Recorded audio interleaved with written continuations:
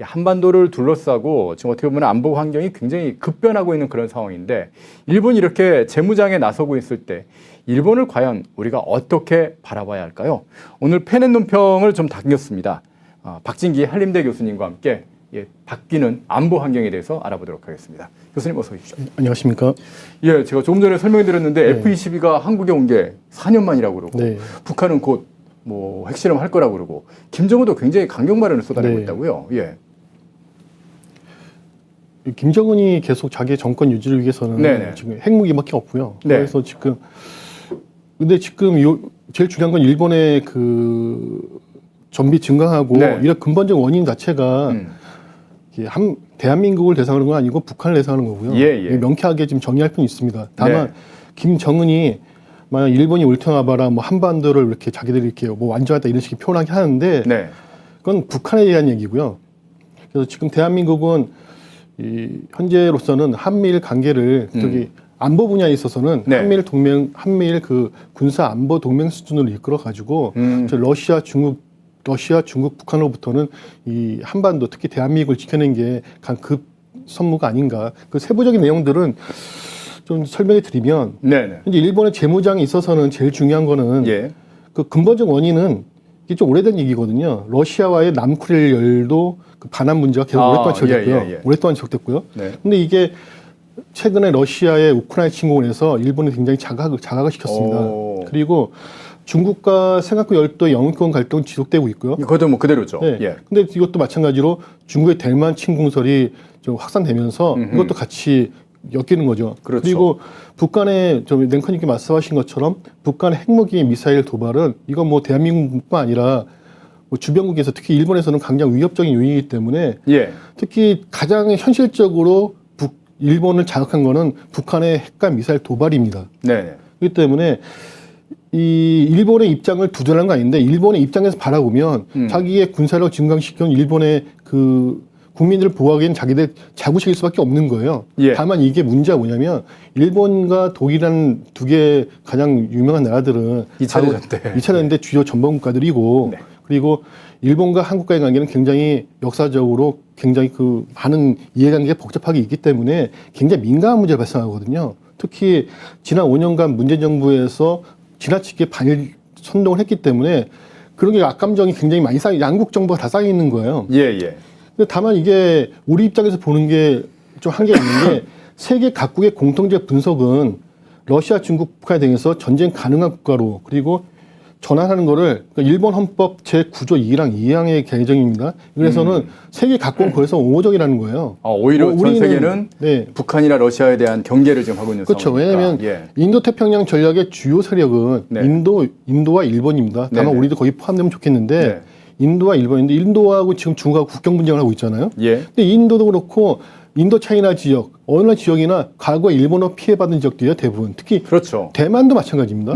다만 모든 주변국들은 일본에 대해서는 굉장히 옹호적인 방어, 왜냐하면 이미 2차 세계대전과 태평양 전쟁이 끝난 지가 70년이 지났고 지금 그때와 많이 상황이 다르기 때문에요. 근데 이게 우리 입장에서는 좀 굉장히 민감한 거죠, 사실. 근데 어쩔 수 없이 이 무엇보다도 러시아의 우크라이나 침공 이후에 굉장히 그 일본의 그 무장 그 해야 된다는 그 여론이 굉장히 높아진 상태고요. 지난 7월 달에 제일 중요한 문제가 7월 달에 그 7월 8일 날 아베 총리가 피살됐잖아요. 근데 그때 우리나라에는 많은 반일 선동한 사람들은 아베 총리가 피살됐을 때 뭐 경찰한 데까지 이런 경찰했다고 막 이런 얘기할 때 많습니다. 굉장히 위험하게 봤습니다. 굉장히 위험한 거예요. 왜냐면은 아베 총리의 집안은 대대로 아베 총리가 반한국적인 도 있었지만 실제로 아베 집안은 그 아베 신딸, 아버지 아베 신딸로 부인은 기시노 모세 전부 다 되게 친한적인 사람들이었다는 거예요. 그래서 정치적인 목적으로 해서 반한적인 거 있었지만 실질적인 베이스는 그렇지 않을 수 있다는 겁니다. 근데 다만 한반도하고 손을 잡아야지, 그러니까 한국과 손을 잡아야지 일본에게도 이익이라는 생각을 갖고 있는 사람들이었죠. 다만 그게 문재인 정부가 틀어져가지고 반일 뭐 서로 간에 뭐 반도체 뭐 그 제조 과정 문제를 많이 발생했었는데 이게 아베 총리가 피살되고 이후에 기시다 총리가 7월 12일 날 아베 전 총리의 뜻을 이어받아 그가 열정을 솟아온 북한의 일본 납치 문제와 헌법 개정, 전쟁 포기, 전력 미보유, 교정권 불인정을 자신의 손으로 풀어가겠다고 예. 확언을 했습니다. 그리고 여론도 상당히 돌아섰더라고요. 예, 그때 여론이 돌아섰고요. 그리고 결국은 지금 그게 만기 7월 달이고 지금 12월 달 돼서 결국은 국가안보 보장 전략, 국가 방위 전략, 방위력 정비 계획 세계 3서를 네. 개정을 했단 말이죠. 예. 근데 이게 결국 주요 원인은 아베 총리의 사망과 피살과 네. 그리고 주변국들 북한의 도발의 그 강도가 높아지기 때문에 불강력적 발생하는 일들이에요. 다만 예. 이게 우리한테 어떻게 바라볼 것인가 이게 굉장히 중요한 문제인데 네. 우리는 굉장히 원칙적으로 가야 됩니다. 왜냐하면 지금 일본의 보통국가, 이게 일본의 보통국가라는 표현을 쓰는데요. 네. 이 보통국가 됐을 때 제가 말씀드린 것처럼 직접적 원인은 중국, 북한이 직접적 원인이고요. 예. 근데 군비 경쟁은 동북아지의 군비 경쟁은 이미 오래전부터 지속되어 왔던 거고 네. 특히 러시아의 우크라이나 침공 후에는 전 세계적으로 지금 군비를 다 증가하고 있습니다. 그렇죠. 폴란드를 잘 아시잖아요. 폴란드 우리 무기 엄청나게 사오고 있지 그렇죠. 않습니까? 그러니까 전 세계 다 마찬가지인 거예요. 다만 이게 우리가 있는 동북아 지역은 원래 세계 2, 3, 4, 5, 6 다 보이는 나라입니다. 그러니까 군사력 순위로요. 예. 그래서 여기서는 군비 경쟁이 없을 수가 없는 지역에다가 네. 그리고 러시아, 중국, 북한이라는 핵무기 보유 국가, 미국이 와 있지만은 일본과 한국은 핵무기가 없잖아요. 굉장히 우리가 열세적인 입장이거든요. 네. 다만 여기서는 어쩔 수 없이 미국이 핵무기 사나이고 자체적으로 우리가 핵무기를 개발하기 전까지는 굉장히 그 안에서 틀에서 가야 되는데 결국은 이걸 객관적으로 봐야 된다는 거죠. 네. 감정적이 아니라. 따라서 반일 감정 선동은 이게 최근에 이런 일들을 너무 반일 감정 선동하지 않은 거 아니냐 이렇게 표현할 수도 있겠지만 그거는 이 정치적이나 감정적 문제는 아니고요. 굉장히 현실적인 문제입니다. 그러니까 지금 말씀하신 게 제일 중요한 부분이 그 당시에 일본이 우리나라만 식민지한 게 아니라 동남아 지역 전체를 다 식민지로 그렇죠. 만들었거든요. 예. 근데 다른 나라에서는 일본이 무장하는 거에 대해서 다 반기고 있는데 한국만 이 반일 감정에 쩔은 세력들이 계속해서 일본 재무장 문제 있다, 경계해야 된다 그런 얘기를 하고 있는 거거든요. 그래서 실제적으로 일본이 전범국이긴 하지만 지금은 현실적으로 자유우방 국가에서 최일선에서 러시아, 중국을 방어하는 세력이거든요.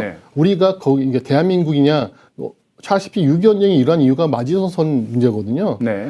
죄송합니다. 그 HS 라인, 죄송합니다. HS 라인인데 그 HS 라인이 또 거질 수 있다면 굉장히 한반도에서 굉장히 위협적인 거예요. 그렇죠. 미국에서 어쩔 수 없는 현실론적으로 봤을 때 미국이 버리는 카드는 일본은 될 수는 없습니다. 네네. 태평양을 내줘야 되는 상황이 결국 버릴 수 있는 카드는 한국은 가능해요. 왜냐하면 계속 좌파 정권이 계속 이런 데 간다면 다행히 이번에 윤석열 정부가 들어서면서 보수 정권이 바뀌었기 때문에 그나마 한반도에 좀 안정이 왔다고 봐야 되고요. 그리고 가장 우려하는 게 일본이 북한에서 선제 공격할 수 있느냐. 그렇죠. 근데 이거는 일본은 그렇게 얘기하더라도 실제로 일본이라는 나라는 미국의 그냥 통제를 받는 나라이기 때문에 미국의 제거 없이는 불가능한 일입니다. 현실론적으로. 그러니까 이게 지금 제일 그 좌파들이 아주 그냥 발악을 하면서 들고 일어나는 부분이거든요. 이게 자칫하면 이게 바로 그 되게 3차 세계대전이 발발하기 때문에 일본이 그렇게 하려고 해도 미국에서 그걸 통제할 수밖에 없는 상태고요. 결정적으로 이 대한민국의 헌법에 따라서 북한 지역도 우리 영토죠. 우리 영토입니다. 따라서 이거는 뭐 한미일 공조는 되게 좋긴 하지만은 이 점에서는 이 한반도 영토에 대한 우리 소유권을 정확하게 명쾌하기 때문에 이건 일본에서는 이거 강경한 입장을 보여야 하죠. 다만 이건 투트랙 전략을 해야 됩니다. 투트랙으로요? 그래서 한미 동맹에서는 대북과 대중국적인 문제고 실제 미일에서는 대만 문제가 제일 중요한 문제거든요. 그래서 결국은 대만에서 문제가 발생하건 한반도에 문제가 발생하건 미국은 다 개입할 수가 없고 한국은 위쪽으로 대만은 아래쪽으로 할 수밖에 없는 상황입니다. 그래서 현실론적 국제관계를 이해할 수밖에 없는 거고요. 그래서 결론적으로 말씀드리면 지금 대한민국에서는 우리는 지금 가장 위험한 시험대에 올라와 있는 거예요. 아주 좀 중요한 시기다. 그러니까 어느 편에 설 것인가. 과거에 뭐 안보는 미국과 경제는 중국과 이거는 그런 논의는 좌파 정권 때 이해했던 일이고 현실은 불가능합니다. 지금 뭐 반도체 동맹도 그렇고 지금 향후에 계속 지속적으로 발생하는 여러 가지 국제적인 안보의 위협 그리고 뭐 일각에서는 현재 국제 정세가 1차, 2차 세계대전하고 비슷하게 흘러간다 이런 표현을 해요. 영국의 그 왕이 교체되고 막 여러 가지를 했을 때 근데 또다시 그런 전쟁이 발생하지 않게 해서는 우리가 강건하게 우리 정체성을 지켜야 되고요. 우리 주권을 보장한 상태에서 동맹을 강화해야 되죠. 다만 그게 우리의 어떤 국가적 자존심을 내건다 그런 건 아니고요. 남부의 자존심 할 현실론적으로 가야 됩니다. 현실적으로 가야죠. 그래서 우리 그 정부 입장에서는 유사시 일본이 북한 직접 공격은 한국 정부의 허가 없이는 결제 안 된다는 걸 명확히 해야 되고요. 이거 네네. 명확히 해야 되는 문제입니다. 왜냐하면 우리나라 영토에 대한 주권입니다. 예, 북한이 그건 아무리 헌법에 그렇게 돼 있으니까요. 북한이 아무리 주장하는 대로 조선민주주의인민공화국은 우리 입장에서는 반란 세력입니다. 그렇죠. 그래서 거기 하지만 그 땅과 거기 사는 주민들은 우리 땅과 우리 주민이기 때문에 그렇죠. 압제받고 있는. 예, 하기 때문에 그걸 우리 보호해야 되기 때문에 설령 그 북한의 핵심 공산당의 핵심 세력들은 제거하더라도 나머지는 다 우리가 껴안을 대상이기 때문에 네. 확실하게 명쾌하게 단도리 칠 거면 단치고요.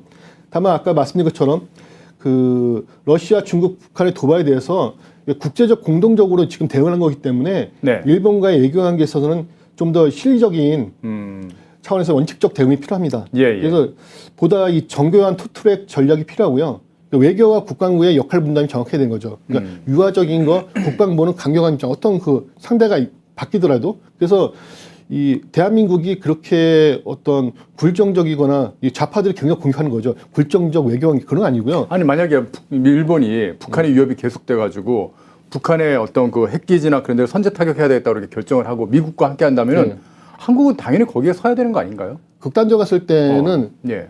우리가 뭐 손 안 대고 코 푸는 수도 있는 거겠죠, 사실. 아니 그래도 하긴 해야 되지 않을까? 예, 오히려 그렇죠. 해야지 우리 지분이 생기는 예, 것이고. 다만 예. 그 일본이 요번에 주장한 것 중에 하나가 한 대한민국의 영토는 휴전선 이남이라는 걸 좀 그런 강조한 적이 얘기를 있어요. 했죠. 그게 예. 왜냐면은 북한 지역에 대한 그 소유권에 대한 문제거든요. 향후에. 그러니까 만약에 우리가 정말 함께 미국과 일본이 북한을 공격을 한다고 했을 때 함께 싸우지 않으면 그러면 한국은 너희는 피 흘리지 않았잖아. 북한과 미국 그 북한에 대해서 미국과 일본이 소유권을 주장해 버리면 정말 복잡한 문제가 생기거든요. 그래서 결국은 대북 제재 예. 할 때는 네. 주도권은 대한민국이 가져야 되는 겁니다. 예, 그런 예. 주도권에 있어서는. 그래서 결국은 그 가장 중요한 건 뭐냐면 또 국제사회에서 우리 대한민국의 입지를 더 강화시켜야 돼요. 예. 실제 아직까지 일본이 우리보다 위인 나라이기 때문에. 예. 근데 우리가 일본보다 더 앞절로 간다면 우리의 주장과 우리의 말하는 게 더 먹힐 수 있는 거예요, 국제사회에서. 일본은 안보리 상임이사국이에요. 예, 그러니까요. 예. 그거를 우리가 거기에 들어가기 전까지는 쉽지 않은 거란 말이죠. 국제관계는 냉철하게 철저하게 이익 기반입니다. 거기서 뭐 내가 정의롭다, 내가 그런 걸 통한 세상이 아니거든요. 네네. 그리고 이거에 따라서 이 정부는 강경하게 나가고 예.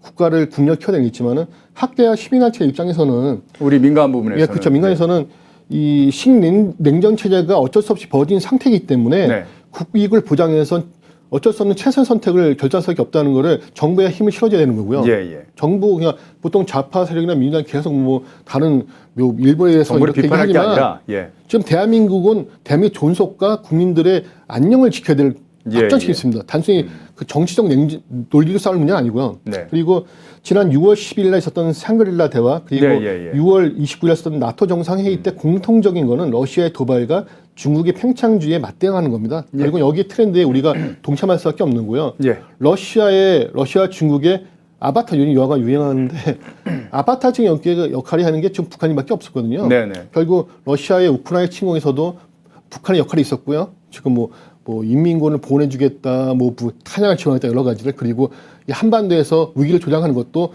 우크라이나 전쟁에 대한 미국의 견제일 수도 있고요. 예. 반대로 중국이 대만을 침공하려고 할 때도 결국은 북한으로 하여금 한반도에 대한민국에서 양동 작전 하겠죠. 결국 예. 미국으로 하여금 그 진태양나에 빠지게 하려는 게 결국 북한의 역할이에요. 네네. 북한의 역할입니다. 그래서 결국 네네. 이것 때문에 중국으로부터 러시아로부터 어떤 지원을 받겠죠. 북한의 나라가, 네. 북한이라는 반도 세력이. 예. 결국 그렇기 때문에 우린 북한을 제재하는 걸 떠나서 러시아와 중국의 대응하는 데서 공통된 입장을 가야 되는 거고요. 가장 큰 문제가 이 정보 좌파들에게 장악당 우리 역사, 사회하고 문학이로부터 우리 국민들을 계도하고 보호하는 게 가장 중요합니다. 예. 그래서 이런 거를 좀 더 학자들이나 좀 더 많은 시민단체들, 언론에서 좀 더 국민들 계도한 노력을 해야 되고요. 그리고 정부는 강경하게 나갈 건 강경하게 나가고 유화적인 유화가 나가고 외교와는 강경한 게 그러니까 다만 민간 차원에서는 이 민간 차원에서 한일 관계를 보호하는 걸 좀 추진을 해야 됩니다. 일방적으로 지금 좌파자나 이 민주당이 얘기하는 게 계속 반일반일하는데 결국 우리가 극토록 반대했던 일본 문화를 도입하고 한 거는 김대중 정부예요. 아하. 그러니까 예. 이건 다 결국 뭐냐면 결국 한일 간의 관계에 있어서는 역사에 어떤 문제성도 있겠지만 실제로 앞으로 우리 한일이 어떻게 할 것인가, 동북아에서 양국의 이익을 어떻게 극대화시킬 것인가, 그 주도권을 누가 가실 것인가에서는 우리가 냉철하게 우리 국익 기반으로 봐야 된다는 거죠. 그리고 그 부분을 이제 좌파들이 계속 얘기를 하는데 예. 야, 한 번 전범국으로 갔던 일본이 재무장까지 이렇게 하게 되면은 네. 그러면 이제 군비 키워가지고 네. 우리 막 위협하는 거 아니야? 네. 그 총부리가 네. 북괴를 제거하고, 그러니까 북걔네들이 이제 북한이라고 하겠죠. 북한을 제거하면 그 다음에 우리야. 네. 남한을 제거하고 겨냥하는 거 아니야? 네. 그래서 일본은 굉장히 안 좋게 지금 얘기를 하는데 예. 일본이 실제로 그렇게 한국을 향해서 총뿌리를 겨눌 가능성은 얼마나 된다고 보시나요? 좀 말씀드린 것처럼 네. 일본의 재무장의 근본적 네. 원인은 러시아의 러시아와 중국과 북한의 도발입니다. 예. 그렇기 때문에 거기에 대한민국이 포함되지 않는다는 건 우리 그 좌파적 논리에서 가는 거고요. 네. 어쨌든 간에 자유반국에서는 한국과 일본은 외교적 안보적으로 같이 갈 수밖에 없는 예. 구조예요. 그렇기 때문에 일본도 과거의 일본이 아닙니다. 예. 과거에 뭐 일본이 굉장히 탑을 치고 올라갈 때 몇 번 미국한테 까불었었죠. 하와이 침공하다 아하, 예, 예, 하다가 예. 진지만 침격했다가 완전히 해서 나라가 그것뿐만 아니라 뭐 프라자 합의 같은 경우도 경제 침공하다가 된통 당한 거고요. 거기가 군사적으로 경제적으로 미국한테 덤비다가 네. 나라가 굉장히 죽었어요. 예, 망할 뻔했죠. 그래서 예. 지금 다시 일본이 과거의 영광을 되살리겠다 쉽지 않을 것 같습니다. 예. 쉽지 않을 것 같고 그렇기 때문에 지금 대한민국은 좋은 기회거든요. 예. 다만 아직까지는 일본한테 상대적으로 밀리지만 우리가 좀 더 국민들이 좀 더 단합을 하고 경제나 국방력 강화시킨다면 우리가 일본을 앞설 수도 있는 거예요. 이건 좀 크게 봐야 됩니다. 그랬을 경우에 우리가 주도적으로 동북아에 있어서 과거에 힘없을 때 노무현 때 동북아 균형자 이론을 얘기했지만 예. 그때 힘이 없을 때고 지금 우리가 점점 힘이 세지고 있거든요. 예. 그렇기 때문에 좀 더 국력을 높이는 게 제일 중요합니다. 예. 또 아까 우리 한 것처럼 네. 만약에 일본이 그랬을 경우에 그럴 가능성은 없다고 봐야 됩니다. 없다고 예. 봐야 되는데 만약에 그랬다 치렀을 때 우리가 일본과의 한일과의 군사를 비교하면 그 일본이 우리보다 한 단계 높아요. 한 단계. 한 단계 높죠. 그 순위로는 한 단계 높더라고요. 높은데 예. 그 육군은 압도적으로 대한민국 군대가 압도적입니다. 육군은 뭐 전차와 포병은 뭐 압도적이죠. 뭐 전 세계적이죠. 뭐. 전세적입니다. 예. 대한민국은 전세적입니다. 그리고 왜? 포방부라고 그러지 않습니까? 지금 포방부라고. 러시아나 중국하고도 붙어도 우리가 질만한 나라 아니고요. 예. 육군 따지면. 근데 다만 공군력에서는 그 약간 최신 기종에서 일본한테 밀긴 하지만 네. 전반적으로는 우리가 일본한테 과거에 우리가 공진구비하기하고 네. 조기 경보기 없을 때는 굉장히 밀렸어요. 네. 근데 지금 우리가 조기 경보기가 들어와 있고 공중구비가 들어와 있기 때문에 예. 그리고 우리도 F-35가 들어와 있고 일본이 물론 많습니다. 대수는 많죠. 다만 우리는 우리가 KV-21을 자체적으로 그 준 스텔스 전투기를 만들어낸 나라란 말이에요. 네. 그래서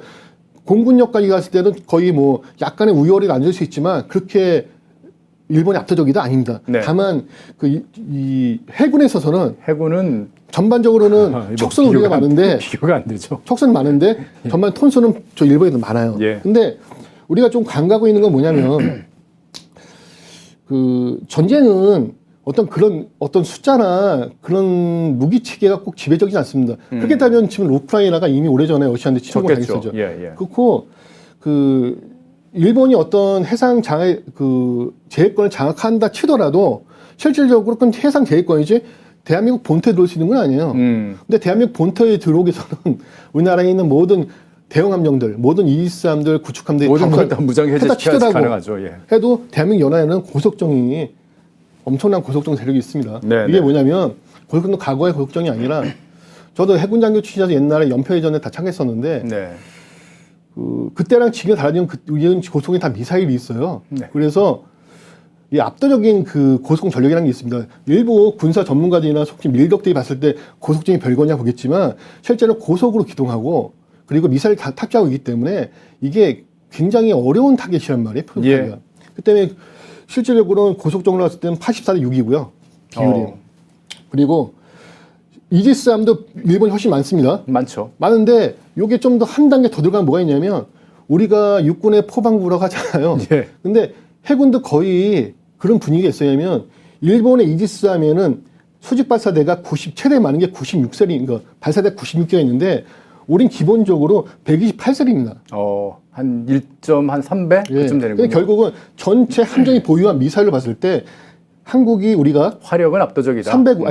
비슷합니다. 352, 일본이 416입니다. 네. 비슷합니다, 사실. 그렇기 때문에 어떤 수략적으로 우리가 많고 톤수는 굳이 많지만 전쟁은 그리고 그 전쟁은 해봐야 되는 거거든요. 네. 어쨌든 간에 대한민국은 북한이라는 주적이 있기 때문에 지난 70여 년간 계속 교전을 해왔습니다. 네.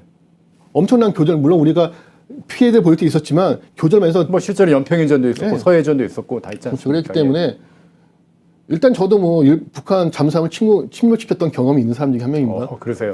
전투공자입니다. 그래서 예. 그런데 전투는 해본 경험이 필요하거든요. 네. 일본 군대 전투해본 경험이 있습니까? 일본 황군이 소멸된 이후에 새로 건국된 자위대는 전쟁을 해본 국가가 아니에요. 그렇죠. 결국 뭐냐면 최소한 동북아 지역에서 해군력을 가지고 실제 전투, 물론 전쟁까지 아니라 전투를 해본다는 대한민국 유일합니다. 그래서 제가 뭐 이게 뭐 속칭 국뽕 이런 얘기는 아니고요. 예. 사람들이 걱정하는 것처럼 일본이 이게 톤수가 높고 네. 일사이 많다고 일본이 이길 거다. 그렇게 과실하고 우려할 필요 없다는 얘기죠. 예. 우린 반드시 이길 수가 있습니다. 그리고 만약에 싸운다면 말이죠. 예, 근데 예. 그래 일이 발생하지 않는다는 거예요. 왜냐면은 일본과 한국은 서로의 공동의 이기량이 있는 거예요. 아니 우리 지금 공동의 적인 북괴의 그 그러니까요. 핵 위협에 지금 대응하고 있지 않습니까? 그렇기 때문에 일본과 한국군이 싸울 일은 거의 없습니다. 예. 불가능한 일입니다. 근데 네. 다만 그걸 이 좌파나 이쪽에서 계속 선동하게 해서 일본이 한국을 그러니까 쳐다보면 뭐 못하냐는데 북괴 치고 나선 그다음에 대한민국이다 그런 얘기를 하는 거죠. 만약에 그렇지더라도 우리가 예. 밀린 나라가 아니에요. 우리나라가 예. 세계 20위인 우크라이나가 세계 2인 러시아를 박살내고 있잖아요. 거의. 네. 근데 지금 우리가 6위고 일본이 5위이기 때문에 차이가 없는 거예요, 사실. 그리고 사실 이거는 모든 건 뒤에 이제 미국의 뜻에 네. 따라서 결국은 이제 미국에 따라서 가는 거예요. 가는 거기 때문에 미국이 어느 편을 우리가 보시냐. 한국과 일본이 전쟁할 가능성은 정말 낮습니다. 그 제일 중요한 건 뭐냐면 예. 아까 했던 전투력 경험에서 우리가 월등히 나서고 이 단기간 내 검증된 무기 생산력은 지금 전 세계에서 지금 대한민국 최고입니다. 최고죠. 폴란드한테 보여줬지 폴란드에 않습니까? 몇 개월 만에 전차를 막 갖다 주잖아요. 예. 전 세계에서 이런 나라는 대한민국이 없어요. 왜냐면은 예.